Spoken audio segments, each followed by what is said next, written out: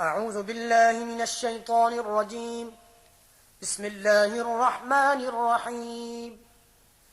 وإذا سمعوا ما أنزل إلى الرسول ترى أعينهم تفيض من الدمع مما عرفوا من الحق يقولون ربنا آمنا فاكتبنا مع الشاهدين. وما لنا لا نؤمن بالله وما جاءنا من الحق ونطمع أن يدخلنا ربنا مع القوم الصالحين. فأثابهم الله بما قالوا جنات تجري من تحتها الأنهار خالدين فيها وذلك جزاء المحسنين. والذين كفروا وكذبوا بآياتنا أولئك أصحاب الجحيم. يا أيها الذين آمنوا لا تحرموا طيبات ما أحل الله لكم ولا تعتدوا إن الله لا يحب المعتدين. وكلوا مما رزقكم الله حلالا طيبا واتقوا الله الذي أنتم به مؤمنون. لا يؤاخذكم الله باللغو في أيمانكم ولكن يؤاخذكم بما عقدتم الأيمان. فكفارته إطعام 10 مساكين من أوسط ما تطعمون أهليكم أو كسوتهم أو تحرير رقبة. فمن لم يجد فصيام 3 أيام ذلك كفارة أيمانكم إذا حلفتم واحفظوا أيمانكم كذلك يبين الله لكم آياته لعلكم تشكرون. يا أيها الذين آمنوا إنما الخمر والميسر والأنصاب والأزلام رجس من عمل الشيطان فاجتنبوه لعلكم تفلحون.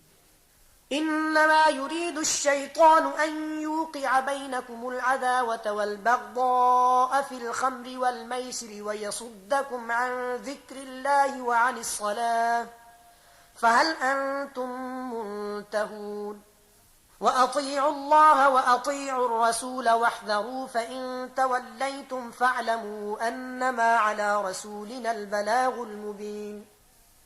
ليس على الذين آمنوا وعملوا الصالحات جناح فيما طعموا إذا ما اتقوا وآمنوا وعملوا الصالحات ثم اتقوا وآمنوا ثم اتقوا وأحسنوا والله يحب المحسنين.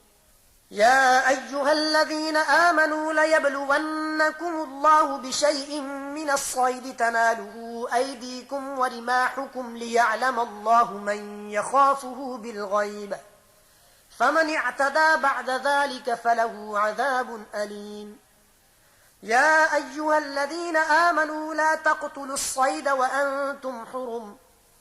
ومن قتله منكم متعمدا فجزاء مثل ما قتل من النعم يحكم به ذوى عدل منكم هديا بالغ الكعبة أو كفارة طعام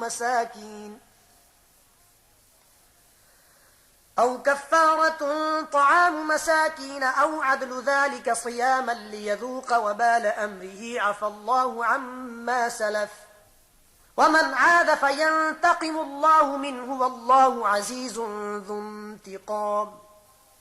أحل لكم صيد البحر وطعامه متاعا لكم وللسيارة وحرم عليكم صيد البر ما دمتم حرما واتقوا الله الذي إليه تحشرون. جعل الله الكعبة البيت الحرام قياما للناس والشهر الحرام والهدي والقلائد ذلك لتعلموا أن الله يعلم ما في السماوات وما في الأرض وأن الله بكل شيء عليم.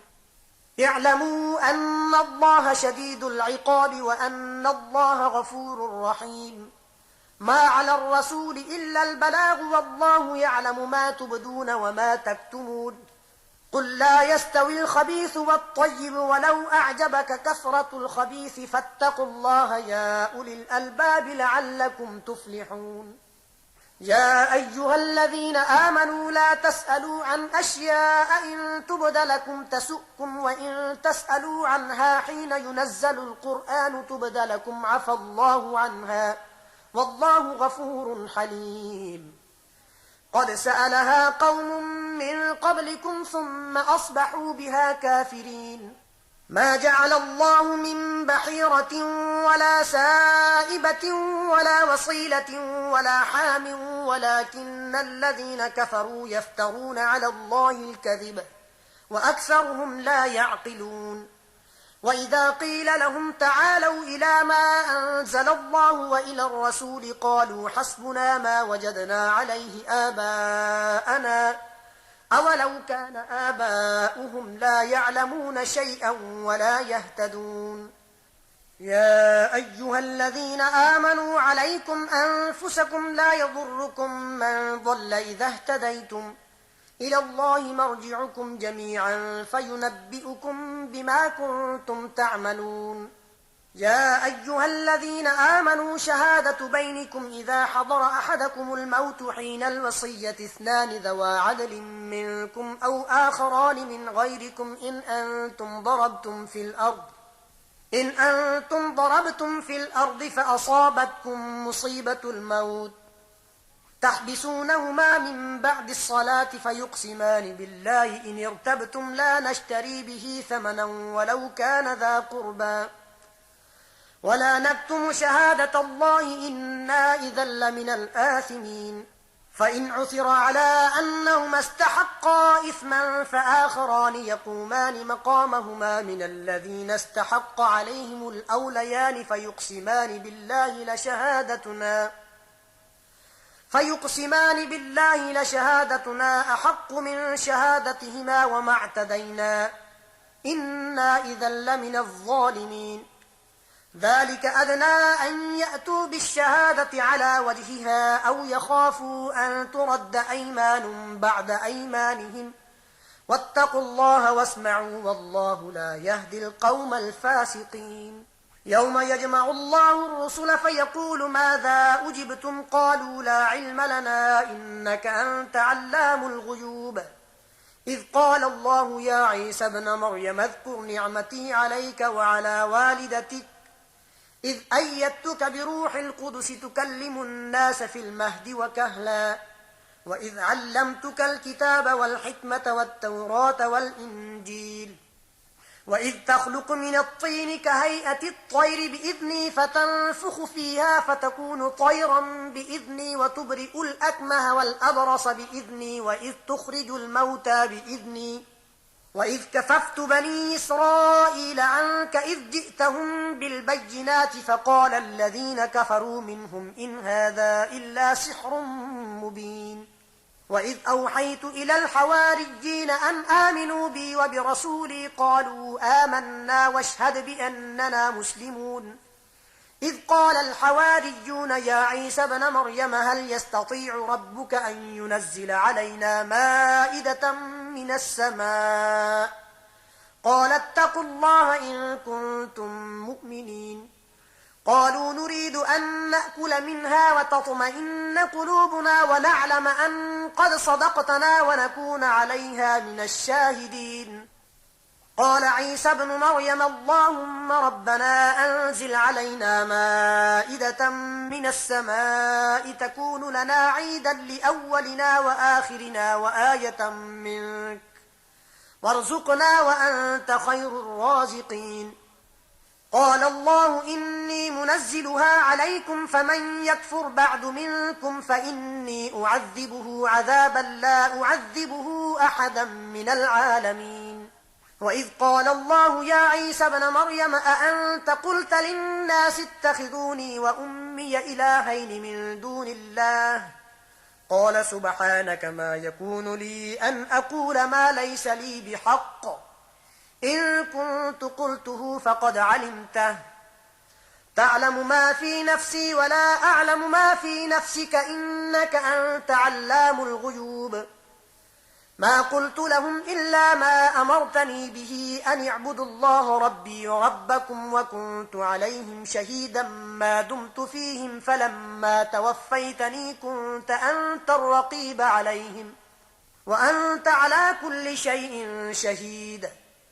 إن تعذبهم فإنهم عبادك وإن تغفر لهم فإنك أنت العزيز الحكيم قال الله هذا يوم ينفع الصادقين صدقهم لهم جنات تجري من تحتها الأنهار خالدين فيها أبدا رضي الله عنهم ورضوا عنه ذلك الفوز العظيم لله ملك السماوات والأرض وما فيهن وهو على كل شيء قدير بسم الله الرحمن الرحيم الحمد لله الذي خلق السماوات والأرض وجعل الظلمات والنور ثم الذين كفروا بربهم يعدلون هو الذي خلقكم من طين ثم قضى أجلا وأجل مسمى عنده ثم أنتم تمترون وهو الله في السماوات وفي الأرض يعلم سركم وجهركم ويعلم ما تكسبون وما تأتيهم من آية من آيات ربهم إلا كانوا عنها معرضين فقد كذبوا بالحق لما جاءهم فسوف يأتيهم أنباء ما كانوا به يستهزئون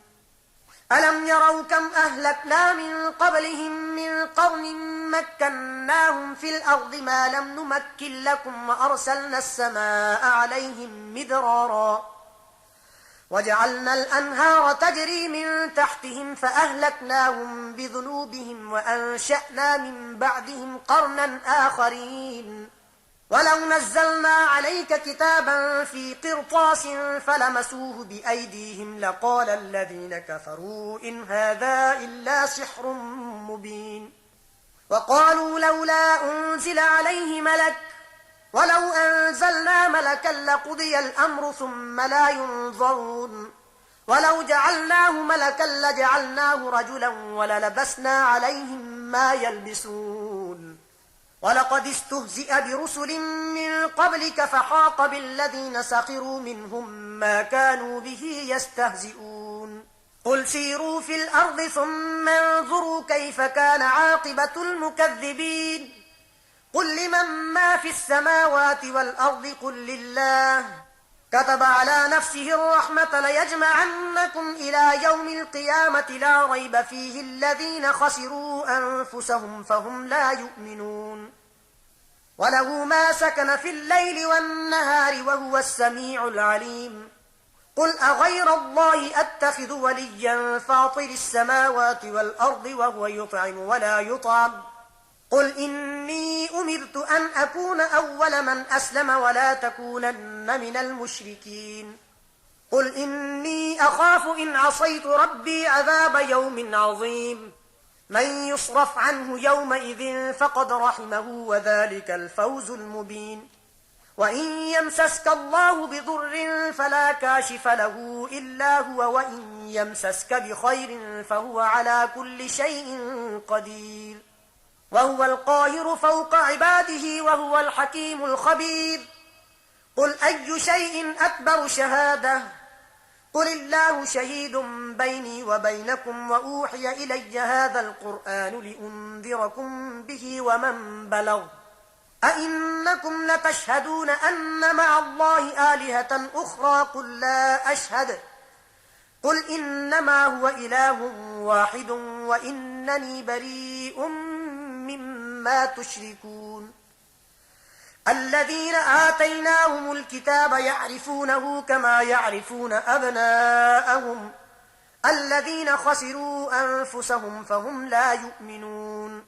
ومن أظلم ممن افترى على الله كذبا أو كذب بآياته إنه لا يفلح الظالمون ويوم نحشرهم جميعا ثم نقول للذين أشركوا أين شركاؤكم الذين كنتم تزعمون ثم لم تكن فتنتهم إلا أن قالوا والله ربنا ما كنا مشركين انظر كيف كذبوا على أنفسهم وضل عنهم ما كانوا يفترون ومنهم من يستمع إليك وجعلنا على قلوبهم أكنة أن يفقهوه وفي آذانهم وقرا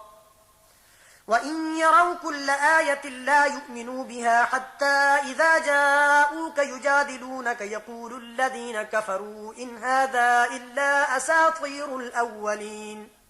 وهم ينهون عنه وينأون عنه وإن يهلكون إلا أنفسهم وما يشعرون ولو ترى إذ وقفوا على النار فقالوا يا ليتنا نرد ولا نكذب بآيات ربنا ونكون من المؤمنين بل بدا لهم ما كانوا يخفون من قبل ولو ردوا لعادوا لما نهوا عنه وإنهم لكاذبون وقالوا إن هي إلا حياتنا الدنيا وما نحن بمبعوثين ولو ترى إذ وقفوا على ربهم قال أليس هذا بالحق قالوا بلى وربنا قال فذوقوا العذاب بما كنتم تكفرون قد خسر الذين كذبوا بلقاء الله حتى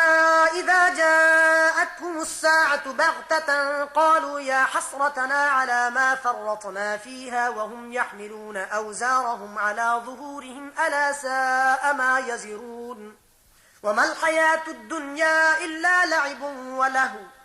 وللدار الآخرة خير للذين يتقون أفلا تعقلون قد نعلم إنه ليحزنك الذي يقولون فإنهم لا يكذبونك ولكن الظالمين بآيات الله يجحدون ولقد كذبت رسل من قبلك فصبروا على ما كذبوا وأوذوا حتى أتاهم نصرنا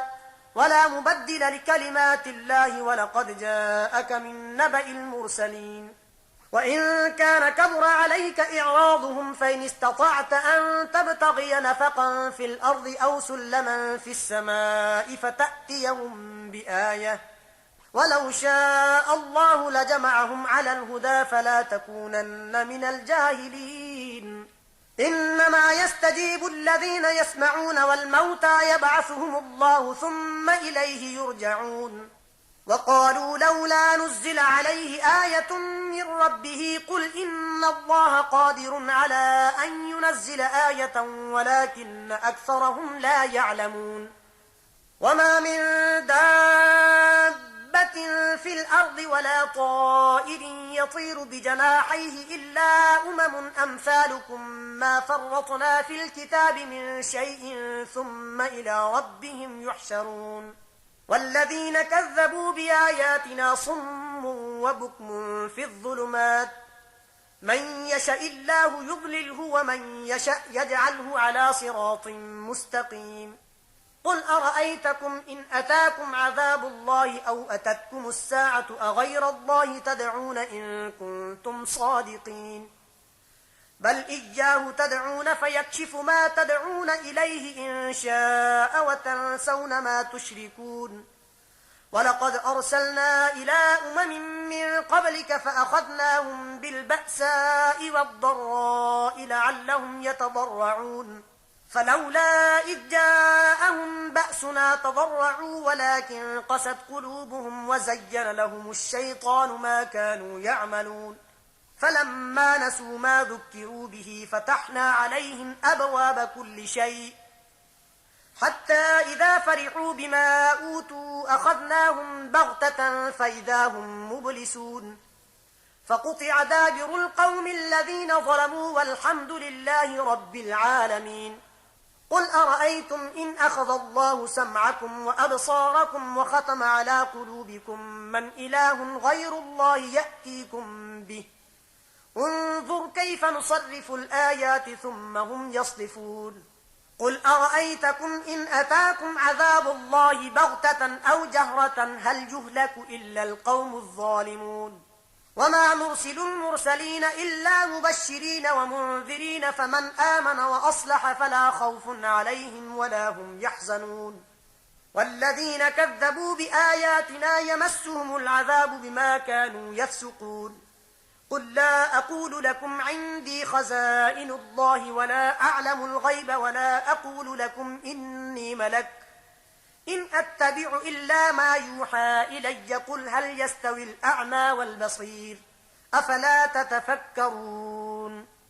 وأنذر به الذين يخافون أن يحشروا إلى ربهم ليس لهم من دونه ولي ولا شفيع لعلهم يتقون ولا تطرد الذين يدعون ربهم بالغداة والعشي يريدون وجهه ما عليك من حسابهم من من شيء وما من حسابك عليهم من شيء فتطردهم فتكون من الظالمين وكذلك فتنا بعضهم ببعض ليقولوا أهؤلاء من الله عليهم من بيننا أليس الله بأعلم بالشاكرين وإذا جاءك الذين يؤمنون بآياتنا فقل سلام عليكم كتب ربكم على نفسه الرحمة أنه من عمل منكم سوءا بجهالة ثم تاب من بعده وأصلح فأنه غفور رحيم وكذلك نفصل الآيات ولتستبين سبيل المجرمين قل إني نهيت أن أعبد الذين تدعون من دون الله قل لا أتبع أهواءكم قد ضللت إذا وما أنا من المهتدين قل إني على بينة من ربي وكذبتم به ما عندي ما تستعجلون به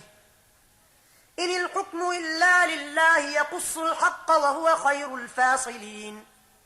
قل لو أن عندي ما تستعجلون به لقضي الأمر بيني وبينكم والله أعلم بالظالمين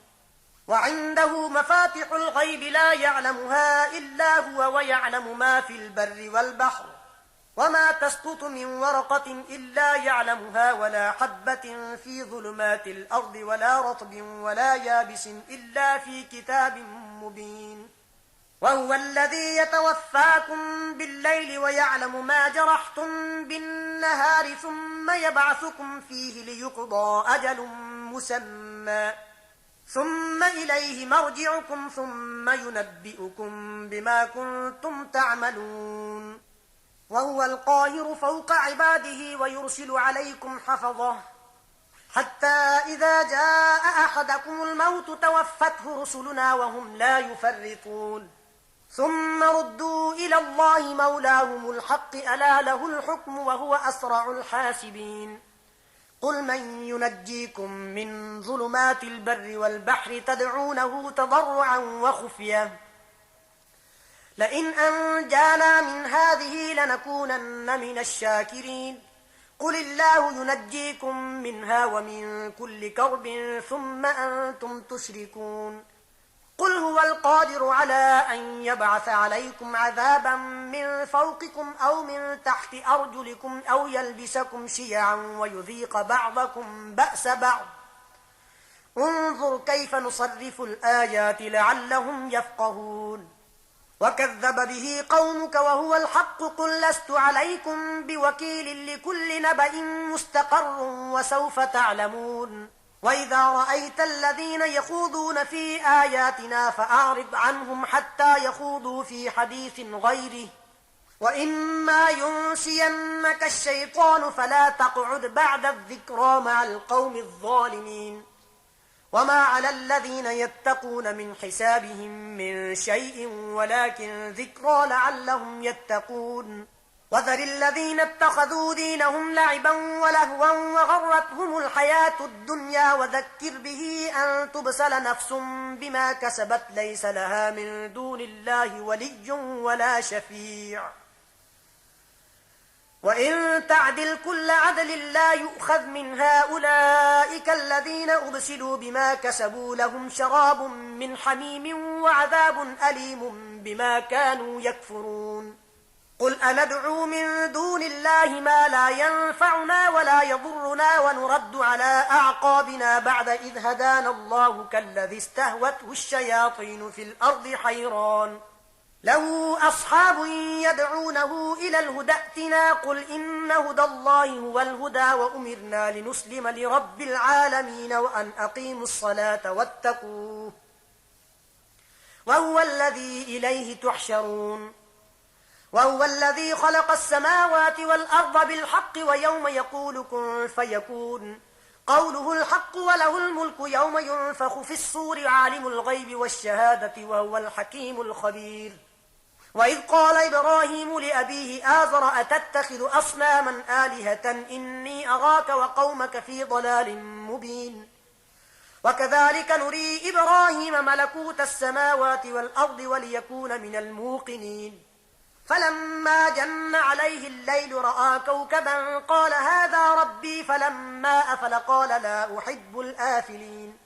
فلما رأى القمر بازغا قال هذا ربي فلما أفل قال لئن لم يهدني ربي لأكونن من القوم الضالين فلما رأى الشمس بازغة قال هذا ربي هذا أكبر فلما أفلت قال يا قوم إني بريء مما تشركون إني وجهت وجهي للذي فطر السماوات والأرض حنيفا وما أنا من المشركين وحاجه قومه قال أتحاجوني في الله وقد هدان